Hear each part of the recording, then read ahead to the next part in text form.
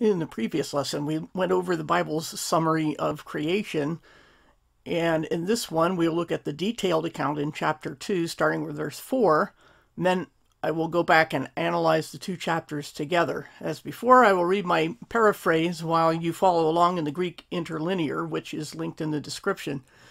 And I want to go through this fairly quickly and then go back and do the analysis of both chapters. And I'll probably spend a fair amount of time on chapter 1 since I didn't do that after the previous video.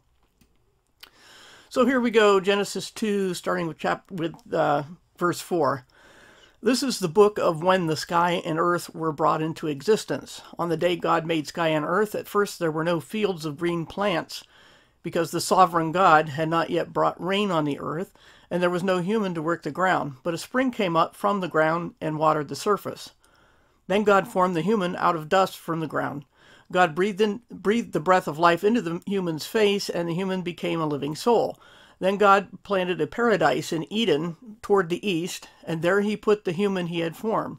Now God had caused the earth to produce every sort of beautiful fruit tree. In the center of the paradise grew the tree of life, and also the tree of the knowledge of good and evil.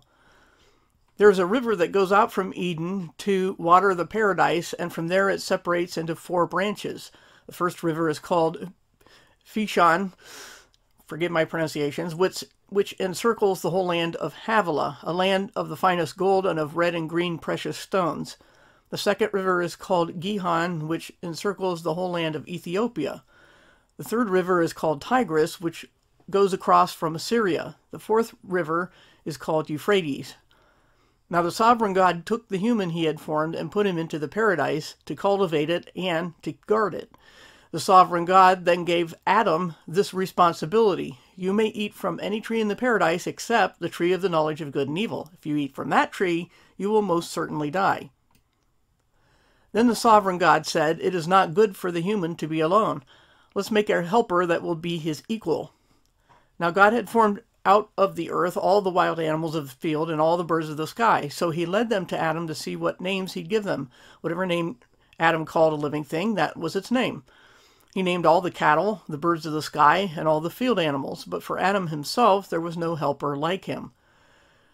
So the sovereign God put Adam into a state of deep sleep. He took part of one side of Adam and attached flesh to it, and then built that into a woman. He presented her to Adam, who exclaimed, "Now this is my own flesh and bone. She will be called woman because she was taken from the man." This is why someone leaves his father and mother to strongly join to his wife, and the two are to be one flesh. Adam and his wife were both naked, but they felt no shame. Now let's go back and look at chapter 1. First of all, we see where the Apostle John got his opening lines for his gospel, including the contrast of light and darkness. In the beginning, God. What God made was, of course, not his own abode we call heaven, but the earth and sky as we know it. Yet these were not instantly made in their final forms. For whatever reason, God decided to create in stages. And the repeated pattern of evening and morning, day 1, evening and morning, day 2, tells us that literal solar days are meant, not long, undefined ages. I don't know how they could be more precise. The 10 Commandments even cite such literal days as the reason Israel was commanded to honor the weekly Sabbath. And the order of creation cannot be force-fit into evolutionary theory. It's the wrong order. The strong support, as I called the firmament, typically known by that name, or some people say the dome, or whatever they want to call it, is described simply as that which separates water above and on the earth. That's how the text describes it. That's all it does, and it's very strong. That's what the Bible means when it says sky. That's how it's defined in chapter 1. The sky is the firmament. The sky is the strong support that holds waters above the earth. So there must be waters there, but pay attention to what God says the sky includes. The sun, moon, and stars. Water is above all of that, and this is stated as true even after the flood in Psalm 148:4. And it seems from the narrative that there is one single landmass at that time. Can't be guaranteed or ruled out that there are other land masses, but it sounds like God gathered all the land into one place, or all the water into one place and the rest was land. It wasn't until day 4 that God made the luminaries, everything shiny in the sky, and stated their purposes. So what about the rest of what we call the universe during the first 3 days? For example, what was the Earth orbiting if we force creation week into modern cosmological theory? Where is any description of Earth's alleged movement? The stars are stated here as almost an afterthought. Yet modern cosmology makes them of far greater importance than the Earth. We should also note the absence of the so-called planets, which is a transliteration of the Greek word meaning wanderer. Transliteration means you simply port the letters from one language to a next without regard for the meaning of the word. And that's the Greek word planetes, which means wanderer. To the Bible, at some point in time, stars left their assigned places, some of them, and moved in relation to other luminaries, so these were referred to as wandering stars. That's what a planet is, a star that wanders. And that's all that Scripture in ancient Greek meant when it used the word planet. Notice also that the birds are said to fly under the sky. It seems in this context, at least, that the sky did not include what we call the atmosphere or air. It did expand to that meaning eventually, as when Jesus rebuked people for being able to read the next day's weather in the sky, but not for recognizing the signs of the times. But here, in Genesis 1 and 2, it is not considered part of the firmament. And another interesting detail is that many animals are described as living souls. And in the later account of the flood, they are said to have the breath of life in them, exactly the same as God would breathe into the first human.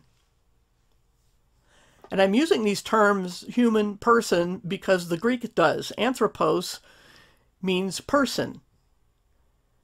In Greek, the habit was that if a word or a word referred to a group of people that could include both male and female, the masculine form of the word was used. So it is not an exclusively male term. It is not a term of exclusion. It's a term of inclusion. So it means people in general. And that's how I rendered it in my paraphrase. So animals, not all, but many, are called living souls with a breath of life in them, just like people. And of course, all living things produce after their own kind. There is designed adaptability in life, but only within limits. Nothing becomes another life form. This is never observed, but often presumed. The scientific method requires observation. They've done experiments with fast-producing life forms such as fruit flies, and all they ever got were fruit flies. They were mutated, they had extra wings or eyes or something like that, but they were still identifiable as fruit flies, specifically that kind of fly, not horse flies or dragonflies. So there's limitation within adaptability of life forms. And that's what the Bible means generally by producing after its kind. Also note that the Scripture never calls plants living, but only green, even though they too only produce after their kind, because eventually they wither. The Bible doesn't call it really death. And they're further described as food for all the other living things, including humans, the final creative act of God. Plants were for food. They weren't considered living things like everything else. Debate has long raged over the meaning of image and likeness when God did make the human being. But it has to mean something distinct from all other life forms. Why else use different terms? Now, things like sexual reproduction are not unique to humans. Neither is having 2 arms and 2 legs or lacking a tail. What makes us unique is our lack of instinct, our ability to think abstractly, and of course our ability to understand that we have a creator to whom we can relate. But beyond that, this passage indicates that we are also set apart in authority over the earth and all it contains. Look at chapter 1. That's how it describes people as being in the image and likeness of God, as we have authority over all other aspects of the world. Now, debate also rages over whether male flesh is portrayed in Scripture as having authority over female flesh. And remember, we're still in pre-sin. But such a concept is conspicuous by its absence here. Both are equally granted authority over creation, both male and female, but not one person over the other. There's no hint of human governance here or any inkling of marital hierarchy. There are many, especially today, who try to inject some sort of government or family order, meaning hierarchy to them, before sin. It's not there. It's just not there. Now let's move on to chapter 2. The first 3 verses are the ending statements on God's creative work, as we noted before. But it adds about the 7th day. But does the sanctification of the 7th day mean all the world is under the Sabbath laws of Moses? That would be an extremely poor logic, namely an anachronistic fallacy, not to mention a severe twisting of Scripture. Nowhere is anyone, even the pre-Mosaic patriarchs, shown to be observing Sabbath regulations. If they had, there would have been no need for Moses to give the Israelites so much detail on how to observe it. So this statement existing before sin in no way says, observe the laws of Moses. I'll give you the details later. That's, again, reading into the text things that are not there and can't be put there by any right, and no New Testament writer puts it there. But remember, this is being written by Moses. Still, Moses is not backdating things that God told him. He is recording history here. Now, after this opening that belongs with the end of creation week, the end of chapter 1 actually, we see a slightly different wording for the beginning of creation. This is the retelling in more detail. Instead of saying in the beginning God did this and that, it says this is the book of the earth and sky being brought into existence. Now no one can say that Bible doesn't appear in the Bible. Just as a side note for a ridiculous argument, there's the word in Greek is biblos. That's where we get the word Bible, and it means a book, a collection of writings, whether they're scrolls or parchments or, a stack of things that we call a book now, typically known in academia as a codex. So there's that word, the book of the earth and sky being brought into existence. Now the book is going to actually start. After the opening preface, so to speak, which was chapter 1 and a little bit of chapter 2. Then we're given details about how the earth was watered at first, and after a brief mention of the creation of the first human, we're told about the Garden of Eden and the rivers flowing from it. And that's the picture I've had on the screen here. I won't be showing other images today. It's significant that they are described in terms that would only have meaning after the flood, such as the territories of Ethiopia and Assyria. Those didn't exist in Eden. It's often argued that the flood wiped out Eden and its original river system, but why would Moses then describe the rivers in terms of post-flood geography? The flood did wipe out a lot, but did it wipe out Eden or the river system? As far as Moses is concerned, it does not seem to be.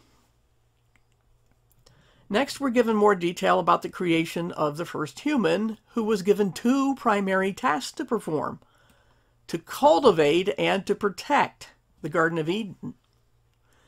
What need could there have been for a protection? First of all, we note that this is just prior to God giving the warning about the tree of the knowledge of good and evil.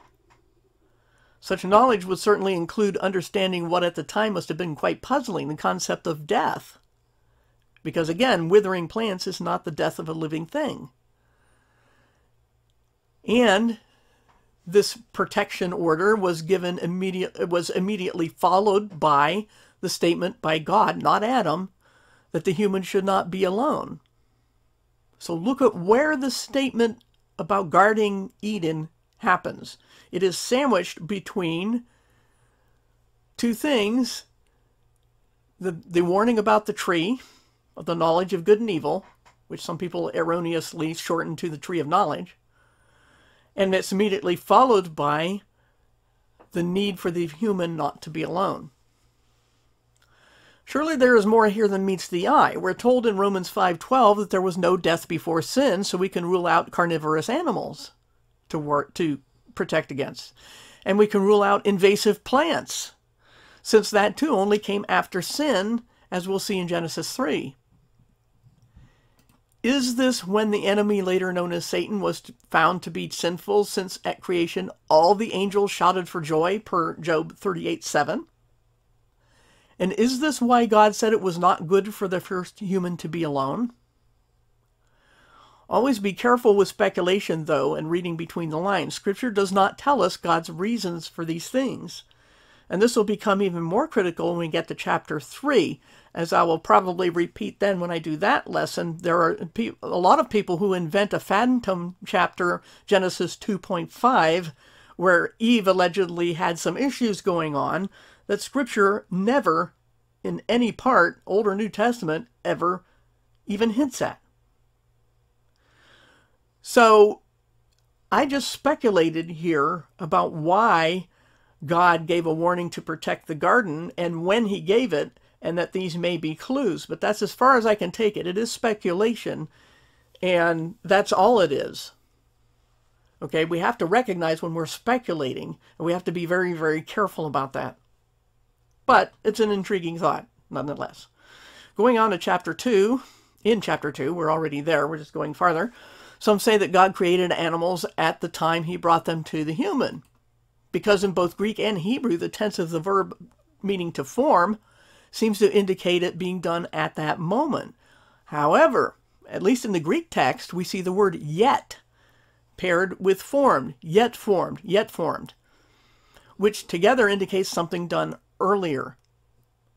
Otherwise, we have a conflict with creation sequence as given in chapter 1, where the human was the last thing created. So how can God have brought animals to Adam if he already created Adam and then created animals and brought them to him? You have a problem if you make a second creation of animals.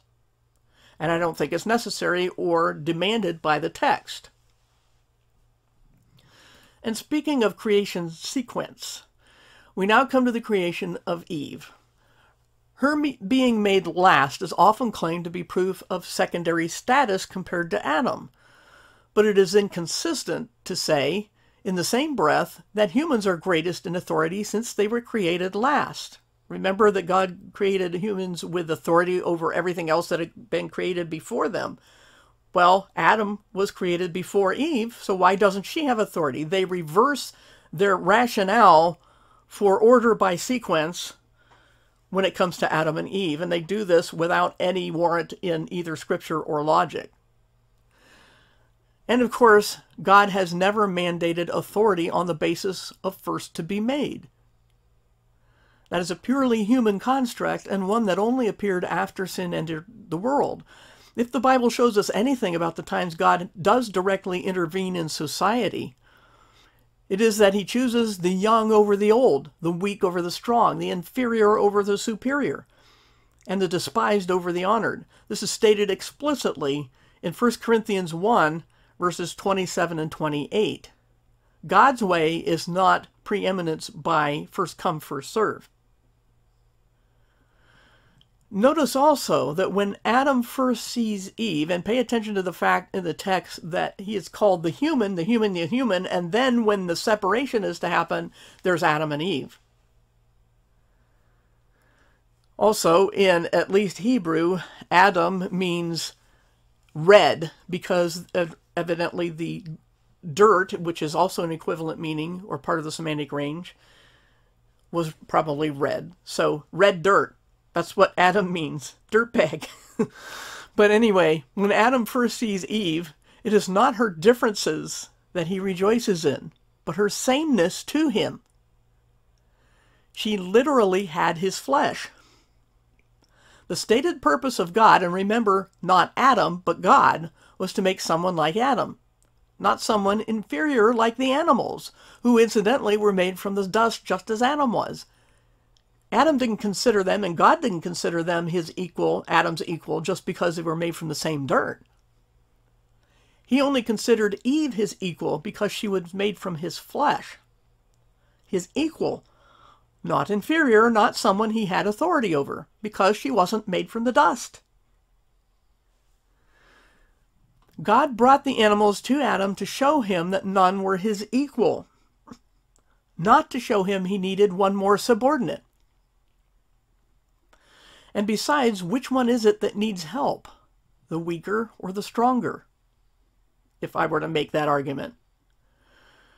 If one wishes to claim that helpers are weaker in spite of all this, then they must say that God, as our helper, which he is weaker than us. There's no escaping this logic without committing a fallacy, and there are people who actually go there. They say, and I think John Piper is one of these teachers, that when God stoops down to help mankind, that God is actually taking a subordinate position. That's how desperate some people are to read male over female hierarchy into Scripture. They would go to the point of making God our subordinate, and that is blasphemy. The inescapable fact is that nothing in Genesis 1 or 2 even hints at any form of hierarchy between one person and another, regardless of their attributes. Neither does the creation account mesh with evolutionary theory, as we saw in chapter 1, or simulation theory, or give us the impression that this is all just an allegory of the struggle between good and evil. This is history, literally, and we must be careful not to read too much between the lines, or on the other hand, to gloss over important details. Let me end this lesson with a statement more on the social or political side of the creation account. Humans have as much mandate from God to multiply and fill the earth as the animals. By what authority does anyone claim that nature can do whatever it wants, but humans should die off because we interfere with it? That's written on the Georgia Guidestones. If you don't know anything about that, look it up. Who can claim moral high ground here? Why should humans, whom God placed in control of and authority over everything else, be reduced to the level of a disease? If you know the movie The Matrix, that's what the antagonist, Agent Smith, called humans. A virus, a cancer. What entity can you think of who hates people more than anything or anyone except God? We'll get into more about that in chapter 3. But when you hear people talk about that humans are ruining nature, ask them by what authority they say that. We are part of the things that God created. We have the right to be here and the right to do with it as we see fit. Now, God also, later on, will explain, no, you can't ruin the earth. That's not only bad but stupid. You depend on it. So, Scripture is not giving a mandate for poisoning the earth or being mean to animals. It's just saying we do have authority over them, and we have every right to be here. In fact, it looks for everything we can see in Genesis 1 and 2 that we were the reason the world was made. Just to get rid of that social construct in these modern times that somehow people have no right to be here, and there are people saying this, which again is just no other word for it but stupid. So that river system we've seen seems to still to be something described in terms of our geography as we know it, at least in general. Their courses may have been altered, and they weren't very precisely defined other than general directions anyway. But Eden had rivers in it that came up from the ground and from the paradise and watered at least the Garden of Eden, which apparently was a very large area. But it seems also that God made animals and Adam from dirt outside of that area. So look carefully through the Greek interlinear, look at any version or language of the Old Testament you choose, and see if you can find a problem with the way I rendered the text or with the conclusions I drew from it. I'm not saying I'm infallible, I'm just saying they're plausible from the text. And again, we have to be careful what we read between the lines. That will, as I mentioned, be especially important in chapter 3, and that's when everything goes bad. And we need to study those things for good reasons, and I will get into more of those reasons in the next lesson. Thanks for watching.